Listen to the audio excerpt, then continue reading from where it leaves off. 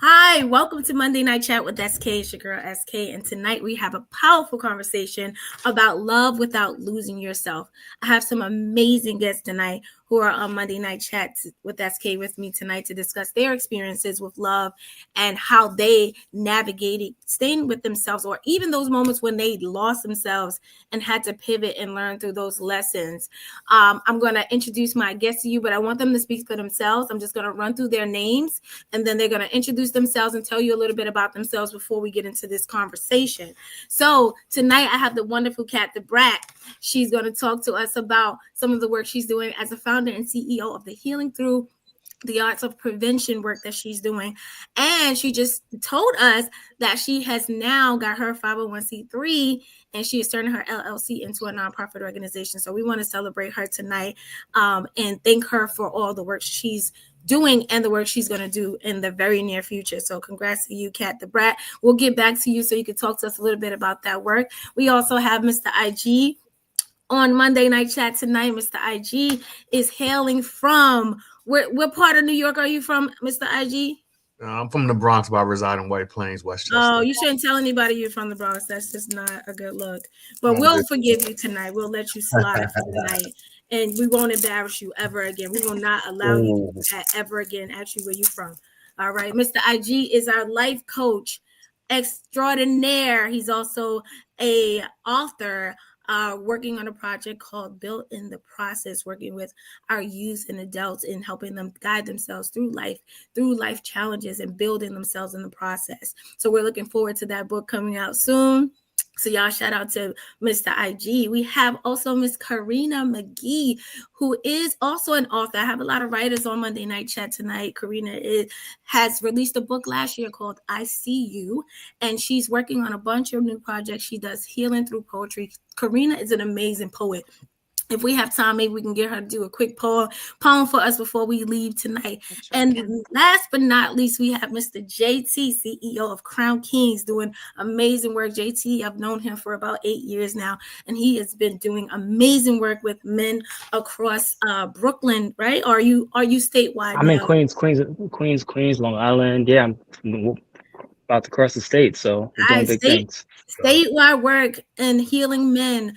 JT is a powerful leader, and he stands for men all across this state, young and old. So I'm so proud of the work that all of you are doing, and thank you so much for trusting me and coming on Monday Night Chat to talk about love without losing yourselves. And so I want you all to give the audience a little quick little bio about yourself and something powerful that you're working on in about 1 to 2 minutes or less, so we can get into the conversation. And because I started with Kat, I'm going to let JT start because he popped in on us. So JT, hit us with the what's Crown Kings? What's that about? Yeah, so Crown Kings is a nonprofit. I started about 4 or 5 years ago, and it focuses on emotional intelligence and communication for men. And what we've been doing for the last couple of years is just creating a safe space for men to just come and be transparent. I used to use the word vulnerable, but I think that when people hear the word vulnerable, they get a little worried. So I use the word transparent. And what we're working on now is February 16th. We have a fatherhood rights summit, and it's going to be talking about just navigating the legal system. So many times throughout the years, I've just heard different stories where guys are like, yo, my girl just took my kids and I'm doing this and I'm doing that. And they're just kind of just afraid to go through the legal system. So I said, all right, enough is enough. Like, so, I wanted to just kind of get, a couple of lawyers and advocates to come in and just talk about, the legal system and know that, it's nothing to be afraid of. Obviously, I personally went through it, and there was fear on my end until I actually went through it. And I was like, oh, it's not that bad, right? Long as you have the proper counseling, and you're willing to, do your part as a father, the court will look after you. Absolutely. And I thank you so much for doing that work, because so often we hear the woman's perspective. And as a woman who raised 2 children alone, most people think I may have a different perspective, but I don't. I had a very unique situation where when I was going through the courts and I was trying to get child support, and I took my kids out of state from my kid's father, I was not treated nicely. I didn't get no my eye, you know what I'm saying? And I decided to pivot and try to figure out how to co-parent and just raise my kids, because at the end of the day, for me, it was just about the kids. It wasn't about the money. I felt like, I think in hindsight, at the age of 45 or 44, I ain't 45 yet, but Yeah, at don't the age rush it. of Don't rush it. 44, don't rush it, right? At the age of 44, what I believe that was, I was more hurt by feeling like there was injustice, like there was no equity in how we raised the kids, that was taking on the financial part of it. It wasn't about sticking it to them. It was about, if we lived together, we were married, you would be spending more money. You know that, right? But I like the idea of men being able to understand that they have rights too. And so, Right. even though Right. I'm on the other side of the courtroom, I still believe that that's true. Equality doesn't just exist for one gender or one person. So, thank you so much for doing that work, Miss Corrina, because I know you're sitting there trying to shrink and hide, but I'm not shrinking. I'm not hiding. we're not gonna let you. Corrina, tell us what you got going on. So basically, I am, like Shimona introduced, I am a new author, healing through poetry and storytelling. I've battled relationship dramas, traumas, you name it. And what I'm trying to do basically, as far as trying to reach out for people in recovery, recovery to me is all, so broad. Recovery, we are recovering from so many different things. And I just want to say, is that JT or LT? JT. JT. For what you were saying too, I applaud you though, because I quote had a lot of men issues, and well, I don't want to get emotional on here, and I'm not male bashing either. So I've had a lot of issues with men, but I just want to say this: what you're doing is a great, wonderful thing. And I just want to say also that I was in therapy at one time, and I was actually in a male's group. And I have to say one thing just on this, because since you said that you're doing a male's group and everything for the men, I have learned so much, learning from men as well, through the hardships that I actually went through in life growing up with my male issues, that it is so important what you are doing, and I give you like kudos, because I think that's what we need. We need true leaders like you to, lead men in a, positive Thank way. you. So you're welcome. Thank you, Yeah, that's good. Karina. Appreciate You're that. Thank you welcome. for sharing your truth. And I think Ian and JT can handle it. They're gonna hold it down for the fellas tonight. They got it under control. They're gonna Definitely. hold us down too. They're gonna hold our vulnerabilities. They're gonna hold us. We're gonna hold each other tonight. So Mr. Ian Gray, Mr. IG, tell us about yourself. I'm a loving, compassionate, risk-taking leader. And First, yes, you are. Oh, um, nice. Let's go. Let's go. I am a new author. I'm the author of Built in the Process, Autopilot to Alignment. Um, I'm a big mental health advocate. That's something I'm very passionate about. Um, just from my own personal experiences, I'm big on that. Uh, Ultimately, I'm just a loving individual, right? Just trying to figure it out in life and continue to do what I do. I'm an entrepreneur. I am the founder of Great Associates. What we do is we go into schools, we cultivate intimate atmospheres to allow connection to meet experience and really transform the outcome, right?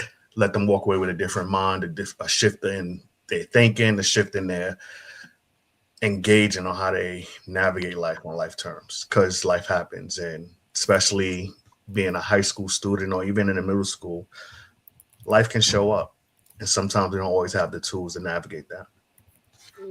Awesome. Thank you. Thank you. And Miss Cat the Brat, tell us what you got going on, girlfriend. Hi. So, for one, what I am is I'm an advocate, I'm a mom, I'm an auntie, I'm a best friend. I'm whatever you want me to be, but I definitely am involved in the community. My nonprofit is, I'm the founder and CEO of Healing Through the Art of Prevention. I had to actually change the name for the 501c3, so it's called Healing Through the Art of Prevention Works Inc. And it's really dedicated to youth and families that's navigating traumatic experiences, but highlighting based on domestic violence, expressing themselves through artistic expression. And what that looks like is going out to different communities, doing poetry, dance, art, whatever that may be, to get them to express themselves through those traumatic situations, instead of doing the traditional navigating the mental health. I am a mental health advocate, and I've learned through working within that system that young people get wrapped up into that system with coming from households that had like a lot of violence in it. Many times they don't talk about it. They end up in residential treatment facilities and all types of different environments without being able to express what's going on at home. So I want to be able to create those spaces everywhere. And my agency is really dedicated to national. Like, I want to do national. I'm going big. I think that there should be community spaces everywhere. I would say for right now, I'm doing an event next month, and it's actually going to be on the 28th. I'm doing two, but I would say for my agency, I'm representing Healing Through the Art, and it's going to be called It's Okay Not to Be Okay. And it's a mental health event dedicated to really creating like a space within the community. I'm going to be utilizing, if you're familiar with Brooklyn, New York, shout out to Brooklyn. That's where I'm from. BK. Yes, I'm from Bushwick. So I'm definitely, but I did a lot of advocacy work as a child in Bed-Stuy, so I really represent that community. And I'm going to be doing a lot of community events moving forward, representing my own agency on top of representing the agency that I currently work for as well. I'm a program supervisor for a nonprofit organization as well. So I'm really just trying to get my name out there and support, and I'm so happy to be here with you guys.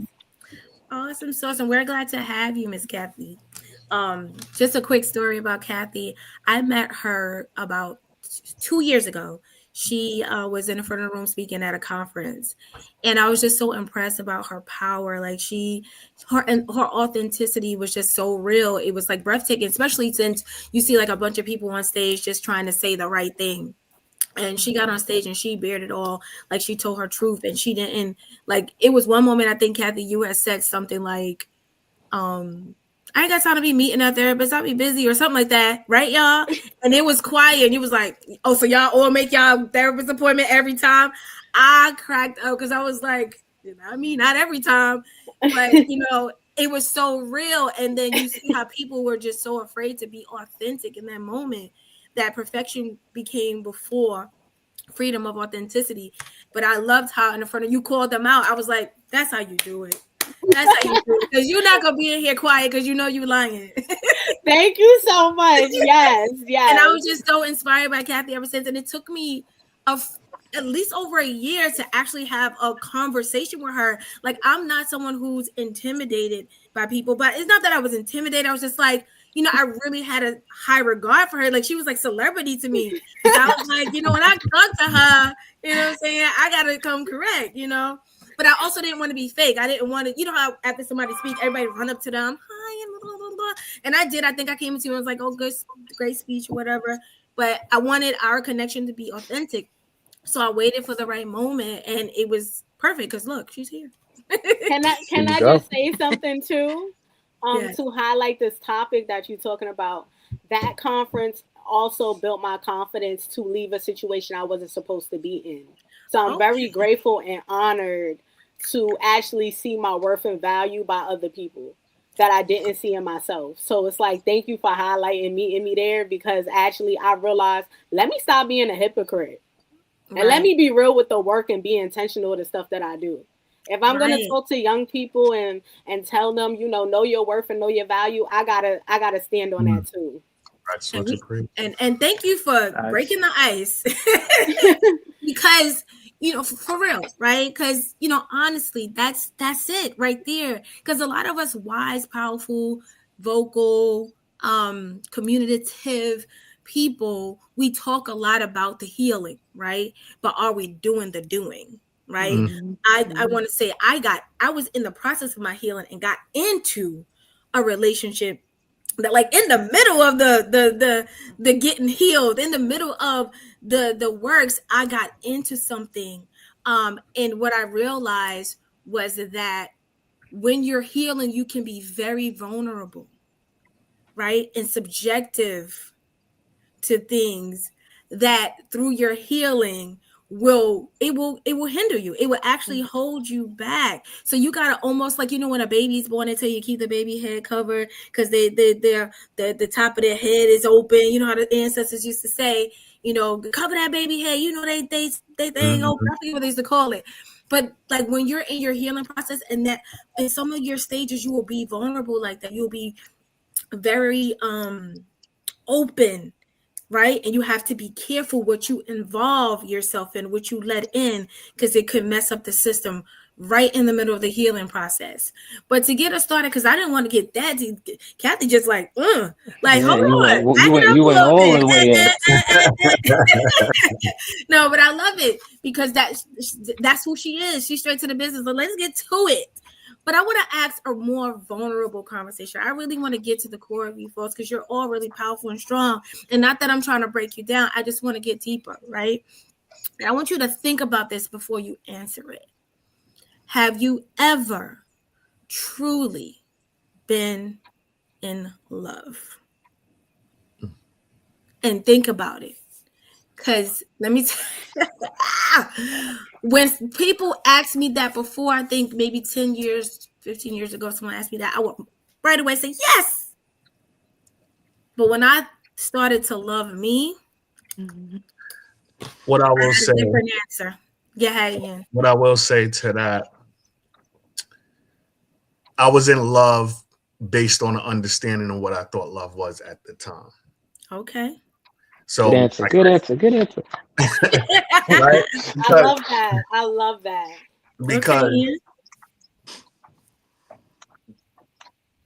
we all desire love, right? Sometimes we do some outrageous stuff for love, right? We put ourselves in some of the most outrageous type of situations, calling it love. Oh, I love her, I love him, so on and so forth.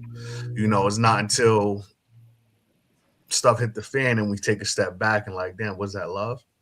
Mm-hmm. If it was love, was I loving myself in the mix of that, right? Mm-hmm. Because if I wasn't loving myself, was that love then? Or was I just surviving something? Or was I just showing up just to say, what I mean? Like, there's so many layers to peel back just off of have I ever been in love? For Because sure. it points back to me, right? Yeah. Because I also want to follow that up with, because you said that, is, do we feel like being in love means the absence of conflict, or being in love is the absence of pain or hurt? No, Mm. I don't think so. I think in order to love, you risking to be hurt.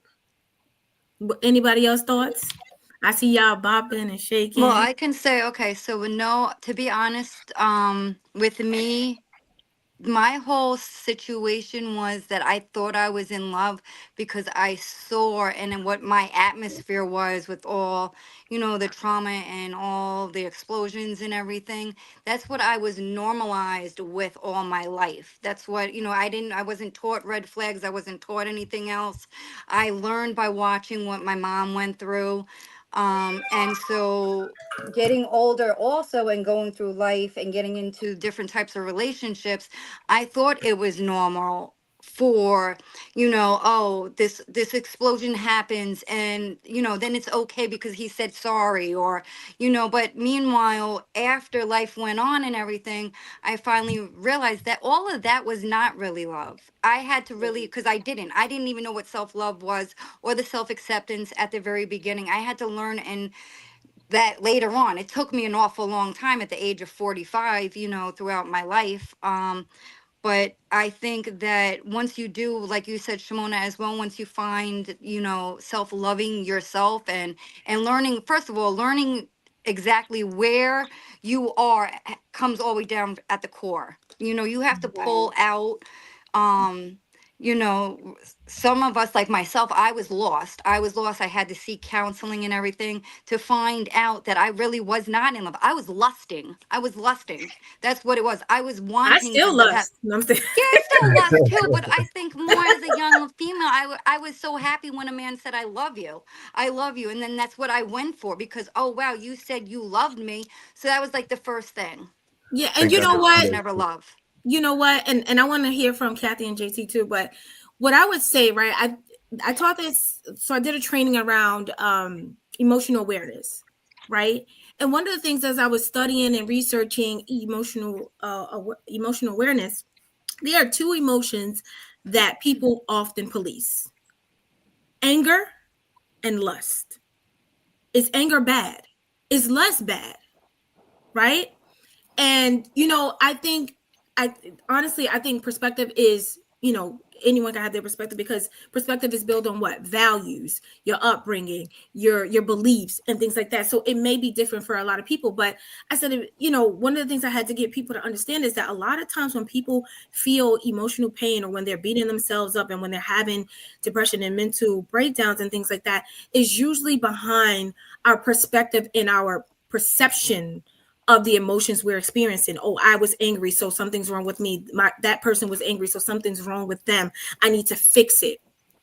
And when we try to fix things that are natural to us, we cause ourselves conflict, right? Instead of managing anger, managing lust. You can still be angry, but manage the anger, right? You can still be lustful, but manage the lustful. You weren't mad at what lust gave you pleasure. You were mad at the consequences of lust driving decisions that didn't serve you well. So lust is not the problem, is the managing of navigating that emotion, right? And so we can, this is my personal perspective, that beating ourselves up about lust is not fair. We're human. We're gonna lust. We got it in our toolbox. JT, Kat, help me out here. What y'all got to say about this? Go ahead, Kat. Um, I got a lot to say about it. Okay. I think for one, for the first question is like, have I ever experienced like being in love? And mine is kind of similar to like what was shared from the beginning. I think that what I defined being love wasn't love because I was in survival mode. And I think that Mm, when you're in survival, a lot of times you tend to like think like, like this is it. Like this is the one for me. And coming from the perspective representing my agency, especially being a young person that came from seeing like so much domestic violence, I didn't know how to identify how I was being treated. mm, Um, so I kind of normalized being mistreated, and I kind of made it a competition thing. Like, you know what? I'm better than my mom. I'm not getting hit, so I'm being treated well. And it's mm. like that's not how you view um any situation, right? But I would say, to answer your question, like, have I been in love? I feel like for the first time ever, I'm in love now, and that's Ooh. because I I had to love learn how it. to love myself.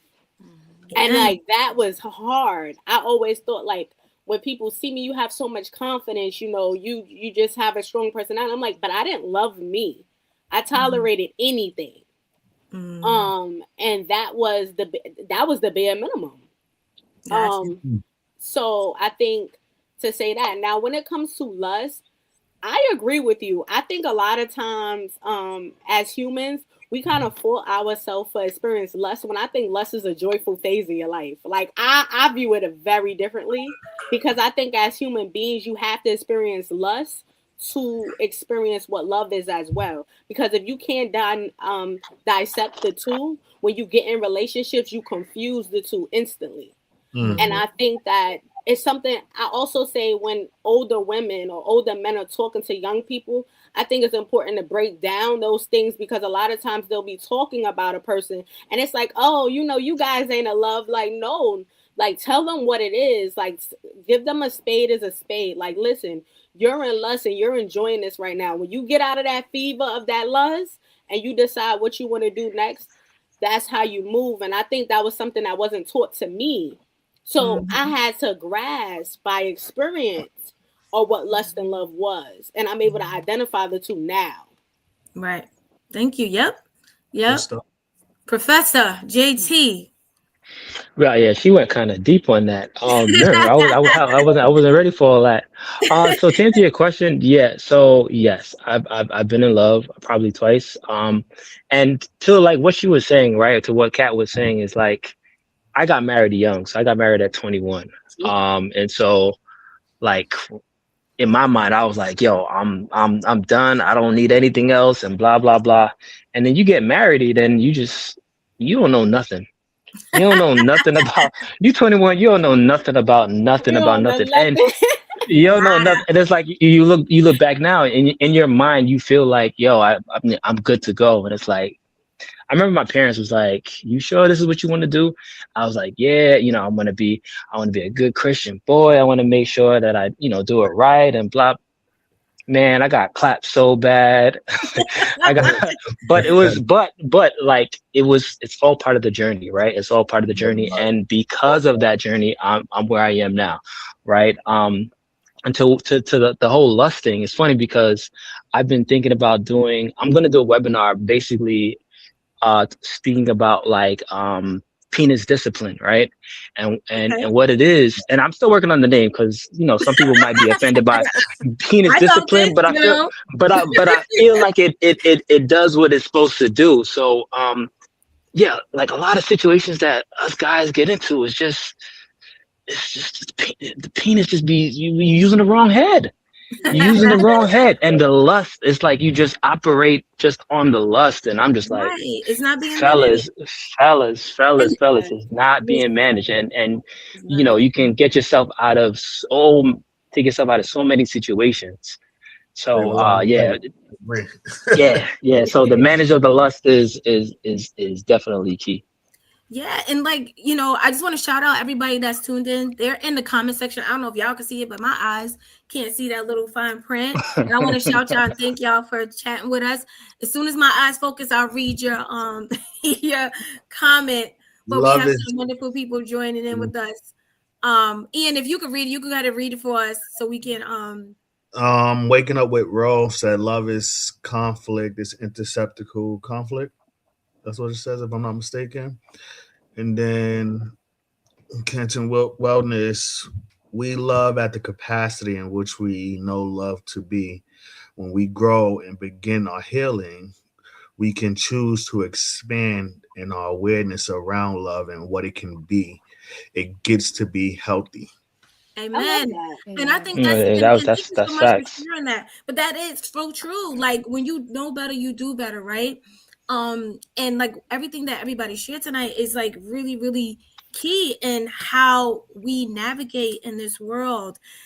Honestly, I believe there's no right or wrong way, right? As leaders working with youth, if we didn't make the mistakes that we made, we wouldn't be these powerful people we are today. And that doesn't mean, like, if young people listening, I'm not saying be reckless. I'm saying take what you need from the people that are gathering the information for you, because some of us didn't get any information. I was born in the 80s and it was like figure it out, hence I became a teen mom. Hmm. I was younger than you was getting married, I was having babies Hmm. at 17. And I wasn't told about love and lust and managing my emotions and how to manage all these different emotions, because a lot of conflict happened because I wasn't managing anger.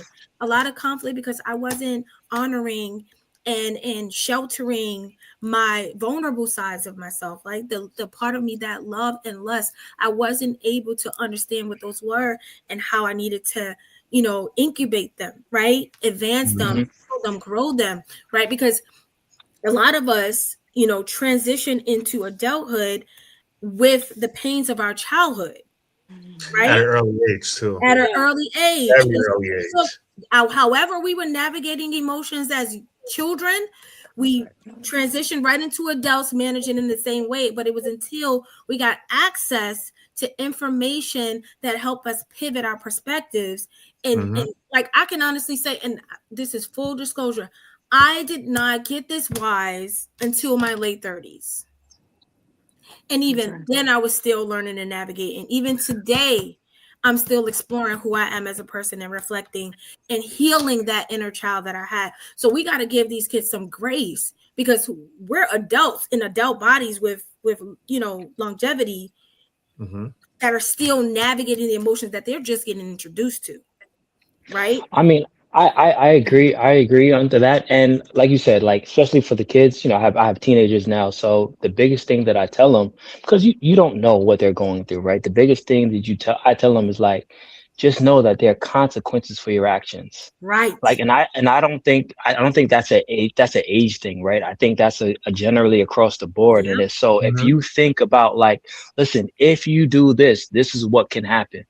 Just know that there are always consequences, even if I might not find out, there are consequences for your actions. And I try to embed that in my kids because you can do this, you can do that, whatever the case may be, but there are always going to be consequences. Always going to be consequences. And that's a really healthy lesson to give children. Like my son will be 28 this year. That sounds scary, right? My son will be 28 this year. My daughter will be 21. And I'm very proud of the adults that they have become. But when you're a parent of adult children, the game gets different because now you have no say. You're just an advisor. I was about to say your role is different. That's all. Your role is completely.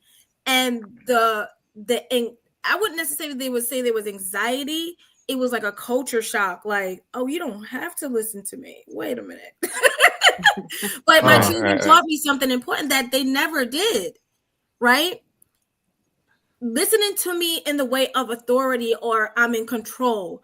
I've learned when my daughter was probably like transitioning from probably 15 and 16 that the best way to get her to think through her situations and make good decisions is provide her with information and let her choose. There you go. I think that's the best thing me personally, I think that's the best thing you can do. You can't rob somebody of their experience, right? You can give them all information in the world. They're going to make their decision whether we agree with it or not. Mm-hmm. I wasn't given choices. I was told what to do. I work with certain families or whatever the case may be. And that's something that I try to instill into the parents, right? Not instill, but I share with the parents. Let me rephrase that.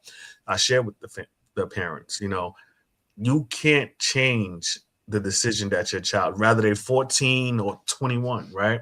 You can influence, you can encourage, you can't change that. You can't change. They're going to make the decision. They locked in, point blank. Right.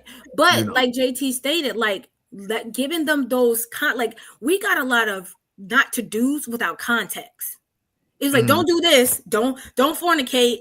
Don't do none of that. There was nothing about the consequences of it. The emotional, I think, growing up a Christian, what I got was don't do it or you're going to go to hell.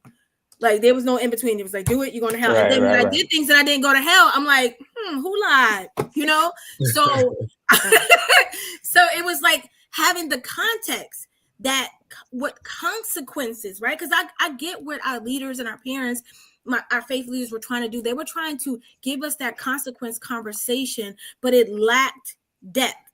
Right? Yeah, it didn't land the way it was supposed to land. Right, it didn't land. It was like, you do this and this is sin, and and there was a lot of beat up. There was like not a full picture of, listen, sweetheart, if you do this thing, if you give in to lust and flesh, right, you can get yourself in a situation that can cause you not only physical consequences but emotional consequences, right? Your mind is gonna mess with you, your sense of self, your self-esteem. All these things are considerations of building interpersonal relationships and romantic relationships and intercourse with someone. Those are the real consequences. Your emotional health.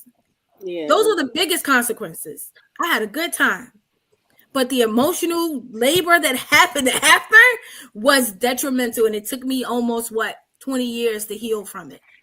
So I mean, in the grand scheme of things, that can be, it might not be hell, but it was hellish. Yeah. right? And I Yeah. think, that was the message that should have been taught. Right. It's like, yeah, you're not going to hell, per se, but you're You're gonna gonna learn. go through some hell. Oh, Yeah. you're gonna go through some it's, hell. So, it's gonna be fire. There's gonna be yeah, some, a lot it's of gonna sleepless hurt. nights. Yep, And facts. Yeah. so, Karina, I want to Absolutely. get you back into the conversation because Yes. we kind of like got really in deep in the conversation. So, when you had that thing that clicked in your mind, and you said, "You know what? Something has to give." Right? I'm losing myself in love. I'm lusting. I'm doing all these things reactively. What was the thing that clicked in you that said to you, "You know what? Something has to give. I have to pivot. I have to shift here." What Okay. what was My it? What did pivot, that feel? my pivot point actually just started not long ago. It was July 17th of 2022. My relationship, I've always been in a relationship with the Lord. I've always believed. I have not followed him the way that I was supposed to from the very beginning. I always basically growing up, I put him on the back burner, and I'm just going to be honest. I have always kept him in my heart, but I never followed him all the way through. But my pivot point was actually July of 17th of 2022 when I was in my serious car accident and God actually placed me on top of the railing that night. And it was a wake up call. And not only was it a wake up call that I knew that I was not living the life that I was supposed to be living because I didn't have that pure relationship with the Lord at that moment.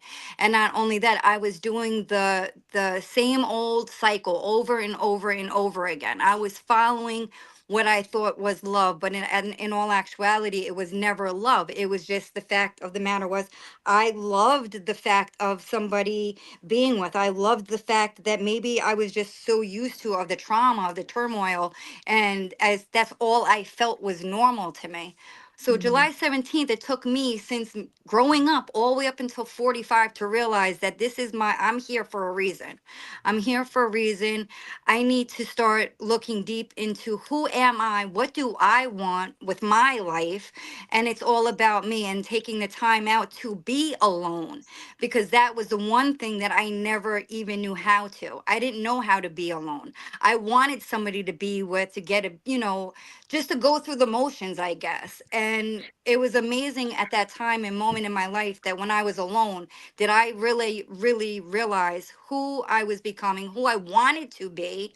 And then when I seeked out counseling and everything, that's when the seed was actually embedded. And I dug so deep, 3.5 years in counseling, taught me so much that I must have been blinded because I thought I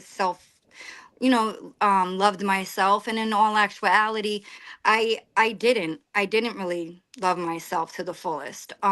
I didn't have the boundaries. I thought I did, but I was allowing my boundaries to be overstepped because I wanted to be the people pleaser or the person not to get mad at me, so I allowed you to overstep my boundaries at all given times. And what was that doing? It was making me a weaker person at the end of the day. I was just saying, okay, guess what, I'm going to let that slide. Yes.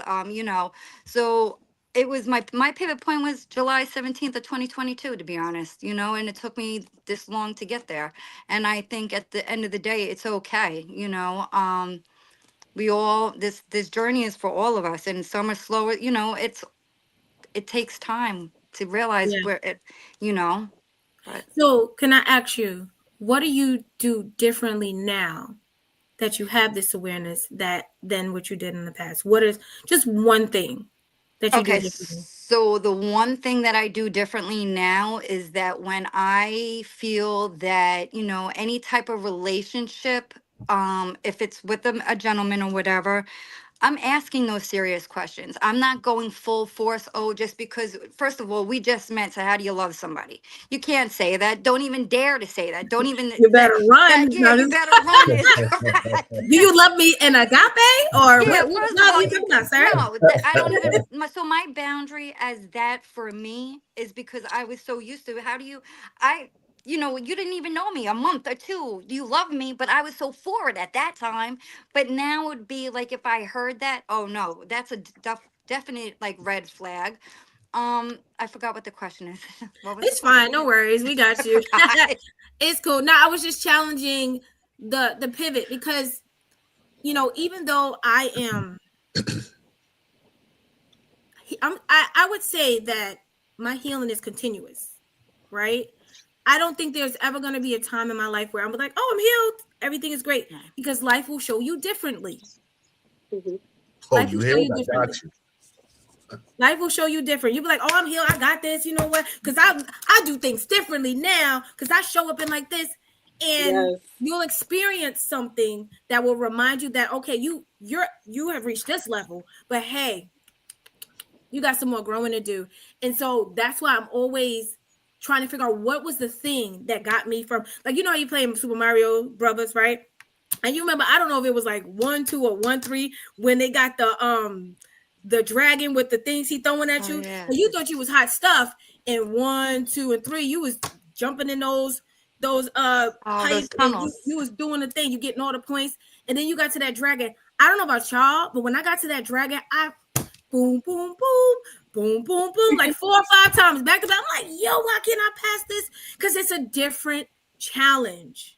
Level, your challenges will level up on you. So if you're trying to use what you use on level 2 or 3 to attack level 4, you will be reminded that there's more growth. And so I try to approach my next levels with the openness that I may not have the answer. And there's going to be growing pains here. Because if I go in thinking I got it together, I'm gonna get 2-piece, pop out, and I'm gonna get a fireball in the head. So just be careful when you think about your healing. Know that there's always work to do, because it will catch you off guard. It will catch you off guard, and then what happens is we beat ourselves up. Oh, I'm not healed. Oh, I'm not. You are healed for level 3. You're not healed for level 4, and that's fine. I think also, you know, do we actually really get to a completion of healing, right? From my understanding, healing is a continuous journey, right? So there's never no, I arrived, I'm fully healed. I don't believe that, right? Like, it's an ongoing process. You know, life is going to show up, you know, and how you going to show up when life show up, right? You're going to live life, or you're going to let life live on you, right? So I can't stomach the fact that when people say they healed, because I don't know what that looked like. I just don't register with me. How are you healed? Well, I think that it depends on the situation, right? Everybody's situation is different. So you can heal like in terms of like this one specific area, right? So let's just say like for me, right? One of my things is self-sabotage, right? So for me, right, like that I can go on this journey and come to a point where I'm like, oh man, I don't need to self-sabotage anymore. Now I'm healed from that particular vice or whatever the case may be. Obviously, you know, there's still other things that you can continuously, you know what I mean? Like now you're just like, all right, I good. I you know, graduated or whatever the case may be, but now there might be 5 other things that I need to, you know, address that's in my blind spot that I didn't know about. So essentially that's when people, at least for me, that's my take when people say, yo, I'm healed from this particular thing. Like it's just that one area in their life. And now obviously there's always going to be more. Cause like Shimona said, like life is about leveling up. You're going to get clapped. You're going to get clapped.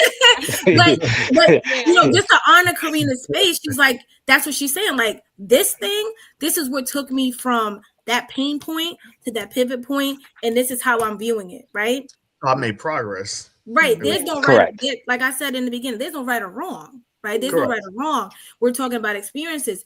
But you know, Corrina and I are about the same age, because it's really not about age, right? But because let me tell you something, I talk to myself a lot, y'all. I do. I talk to myself a lot. So hold on. When you say hold on. When you say you talk to yourself, is it aloud or is it like in your head? Because there's difference. Sometimes I talk to myself out loud. Why should I honor people more than I honor myself? If I give you the gift of my voice, I should give myself that too. Amen. Amen. Okay. You know, so I was just telling somebody the other day. You should probably You should probably give your that other voice a name too. Have a whole So I conversation. have Yeah. 5. You talk about one name. I Oh, got 5 names. I got a You whole know what I'm saying? subcommittee, I so give I a get it. name. Yes. Let me say He said a something. subcommittee. That's a fact. I got a board of directors up here. That's Okay, not a Mhm. I Facts. got a board of directors. You know what I'm saying? Because because I shifted. You know what I'm saying? Because Hmm. and then you will meet a different person. Like I'm gonna just give y'all a little sneak peek. JT knows Shimona, right? He Hmm. knows Shimona because we're LT.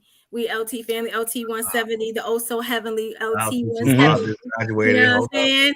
Listen, Yeah. 225, you're youngin'. Chill out, Oh, relax. y'all dinosaurs, so thank y'all for paving the way. So JT knows me as Shimona. So JT is getting the professional. JT is getting the coach. JT's getting that person, right? But there's probably some folks listening that know me as Mona, right? That grew up in Brownsville, that, grew up, humble beginnings, still a little humble, but but know that part of me, know my family, know my background. Don't see me as an intellectual. Don't see me as, this coach and this person, right? All of those people have gotten me to where I am today. There was things that Shimona could not handle that Mona was like, what, square up. There were things that, there's a part of me a lot of people don't get to know. That's Serenity. Serenity is my creative side. I'm a singer, I'm a poet, I'm a writer, right? Serenity, she represents that part of me, So I honor all those pieces of myself, and I know that about myself, and I do talk to them because I know who's doing the bullshit when the bullshit happened. I know Hmm. who's falling in love, who's not honoring boundaries. I know who's gonna fight for me, and I call them forward. Like, oh, you don't want to meet Mona, right? If we just meet and we're on the first day, you might just meet Serenity. Then there's Sheba. She's a problem. Sheba's a problem. Sheba is all lust and passion, and that was how I started my healing. I started to honor those pieces of me and not try to get rid of them and make them one. They all have their place in my life. So yes, JT, I Well, do got you have too. names for them, and I call their Oh, well, names. clearly, because I'm writing down these names Yeah. already. I was like, oh, showing up, Mona, Uh-huh. Serenity. I got it. Don't worry. I You was know, taking notes. and I met a new part of me during this recent healing journey. Shyla. Shyla is a part of me that was very vulnerable. Shyla was a part of me that didn't want to address trauma. Shyla was a people pleaser. She allowed things because she wanted to be liked, right? And sometimes I have to tell Shyla, step aside. Mona got this, or Shimona got it. You right? In my professional world, you will meet Shimona. So that helped me to honor who I was whole because I knew who I was subjectively, right? And it helped me to guide myself because I can be me. I can be more authentic self because I know if you say the wrong thing, I'm Mona and say Yeah. some slick stuff back. But Cathy, I know we are at 8:49. If you all okay with it, we'll go to 9. People are really enjoying the conversation. I see some LT225s in the chat. Okay, All two, right, two, that's five. cool. We y'all Gold good, and cloud, y'all always just live. graduated. Y'all babies now. Respect your elders. Facts. Talk that talk. Talk that Okay. talk, Mona. Bold, powerful, all the way live. I'm just saying. All the way live. Shout out to 225. But Yeah. Kat, I want to hear a little bit more from you. Like, what was that pivot? What was that moment where you said enough is enough? I need to do this differently because you said to us, you're in love now. You weren't in love before, but you're in love now. What was Mhm. that pivot? I think the pivot for me is discovering that I'm loving someone else more than I'm loving me. Recognizing myself from the interactions that people have with me. Like, I don't think that I think oftentimes people do gas your head up. People tell you like, "Oh my God, you're amazing," right?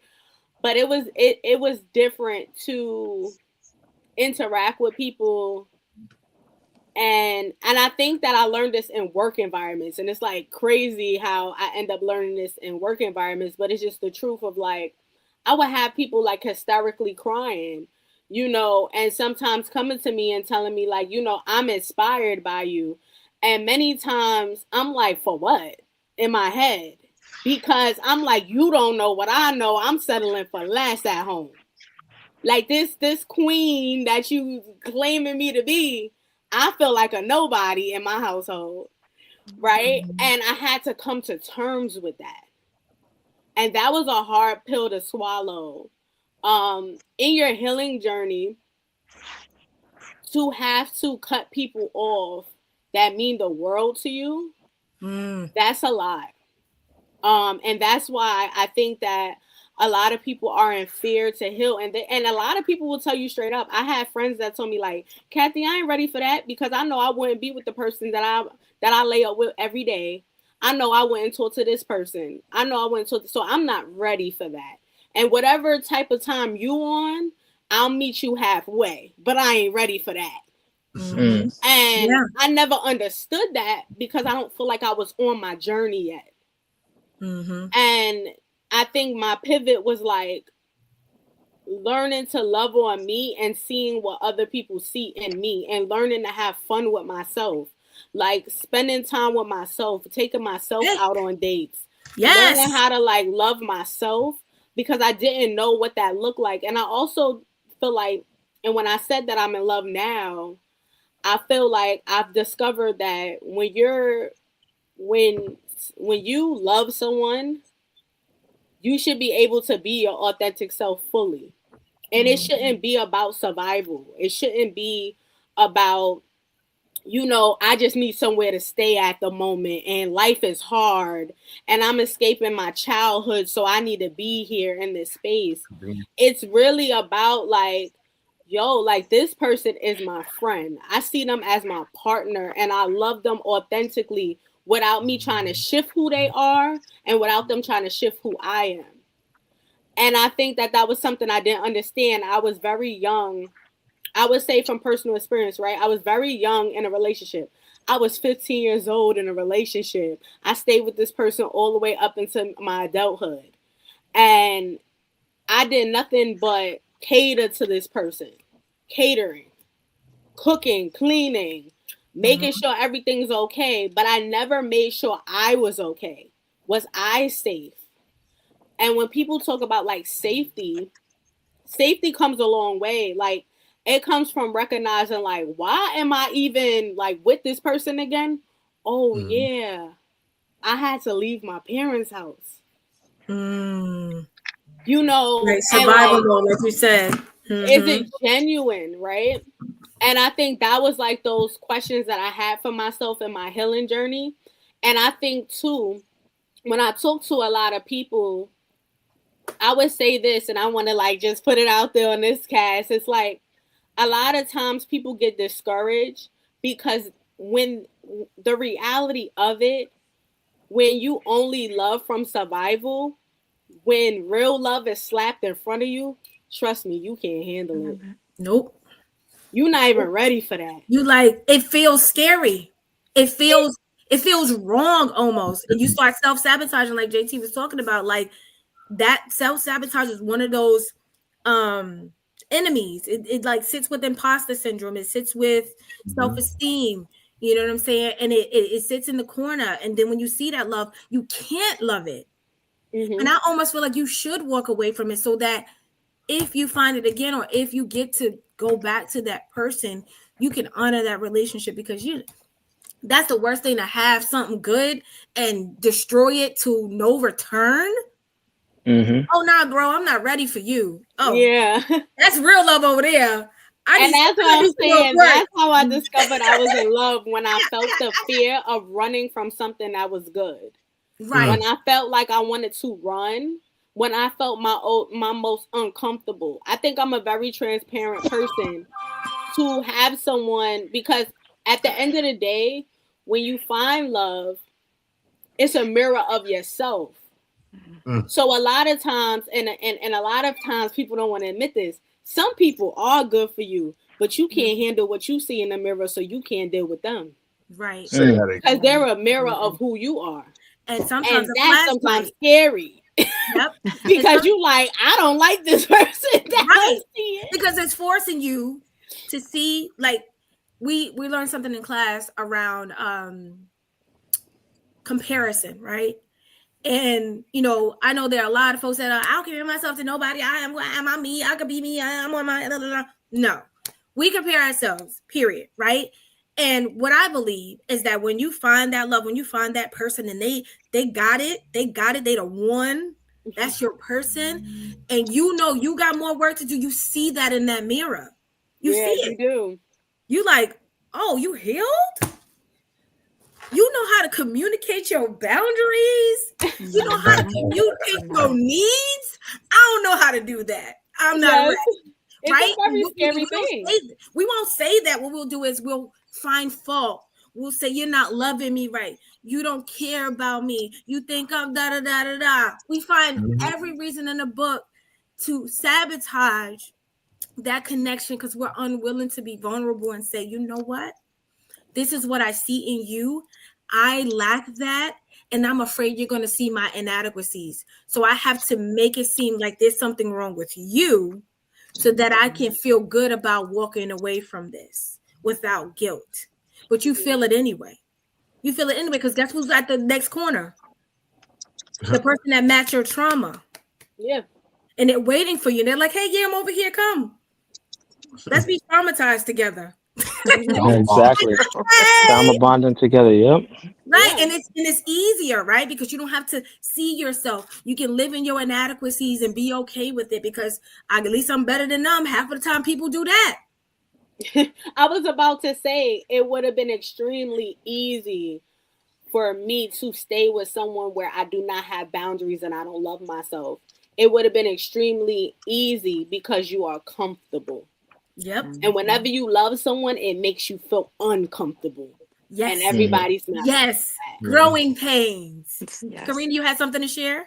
Yeah, no, I just wanted to say though, that's just another prime example. About 5 years ago, I was in a relationship that I felt was so sincere, so beautiful, so everything. But once again, I didn't know anything still at that time about my true self. Like I was there, but I really wasn't there. And this person had like the most beautiful soul, so understanding, so caring. But you know something, I was so afraid. I was afraid of that. And that's so true, like you said, Kat. You know, I think I was looking too for, no, I need somebody to tell me what to do and do it right here, right now. You know what I mean? And just to have somebody be so patient, understanding, so scared the heck out of me, that I left. I left that to go right back, like you guys just said, to the corner, not to that particular corner, but yeah, I went to the corner, to the thing that I only knew because, right, it was the comfort zone. It was the comfort of, I feel better here when this person is doing me so damn wrong. Why did I just leave this individual who cares so deeply about me and my feelings and my emotions and is willing to work with me to go back and put myself in the same predicament that I just really needed to leave for my own safety of my own, And it's just so funny too, because now today where I stand, I can say that I'm finally back with the same gentleman. Okay. 5 years later. All right. Congratulations. You got the courage. Okay. That's what I like. That's what I like to hear. But I mean, there's never enough time to have these conversations. But I want to thank you all for what you have put in the air already. I'm telling you, people are listening and they're going to, hear what we had to say tonight. But I want to say I'm going to give you all just a few seconds to say, one strong message you want to send to the audience tonight about this topic and about, the experience of growth. JT, Professor, hit us with it. Yeah, self-love is very, very important, and to do things that bring you peace. I think that's the thing that a lot of people are missing. I think people want happiness and all that. That's nice, but peace is like it's almost everlasting. Once you get it, it's like, man, it's beautiful. And serenity, peace and serenity. So and lastly, also, again, I just wanted to say the Fatherhood Rights Summit, February 16th. I'll send the link out to everybody. Send it to Shimona so she can post. Fathers show up. Fathers show up. Mr. IG, what you got to tell? What's the message for the people tonight? Sheesh. I would say the safest relationship I ever built. The safest relationship I ever built was the one where I stopped leaving myself. Right. If you gotta disappear to be happy in a relationship, that relationship ain't for you. Right. You should be able to be yourself fully, 100% authentically, no matter what. Like, I should be able to come home, take my mask off, and be who I am with you, right? After dealing with the world or whatever. Love yourself ultimately when it's all said and done. Facts. Love it. Awesome. All right. Cat the Rat. I would say love on you is the most rewarding feeling in the world, to love on you, because then you have the capacity to love on other people. And don't be afraid of it. Like, it can be very uncomfortable. Healing is a scary thing. But when you get to the other side, it is the most beautiful thing, because you are showing up for people differently, and you also are learning what works for you. And you're not just talking about boundaries, you're learning what your boundary is. A lot of times that's like a word people use. I'm like, you said that you established boundaries, but it sounded like you just said the word boundaries. What did you tell them that you didn't like, and what did they need to work on? Right? Amen. And establish that for real. If you're the type of person that like flowers, there's nothing wrong with saying I like flowers. And I'm sorry that you don't like them, but that's what makes me feel fulfilled and rewarded. Right? I love it. I love it. That's a part of it. And yes, I love it. I love it. Corrina, close us out. Okay, so basically the only thing I can really say for the younger generation, or anybody that is actually feeling stuck and alone, and finding their way through this, is that it's okay to still say that word no. I think a lot of, us forget how to say no and to speak up and to use our voice, and that it is okay to be alone, to sit with yourself in silence and try to figure out what direction you want to go. And once again, if you are feeling lost or whatever, it's okay to be independent. We don't need, as women, to have to need anyone in order to feel loved, because at the end of the day, the only person that needs to love us is us. Thank you. Thank you. You're We're going to have a welcome. conversation on it. We're going to have a chat just about that soon. Thanks. All right. I want to again say thank you to everybody. I want to say thank you to all my guests tonight. Thank you so much for this lovely conversation.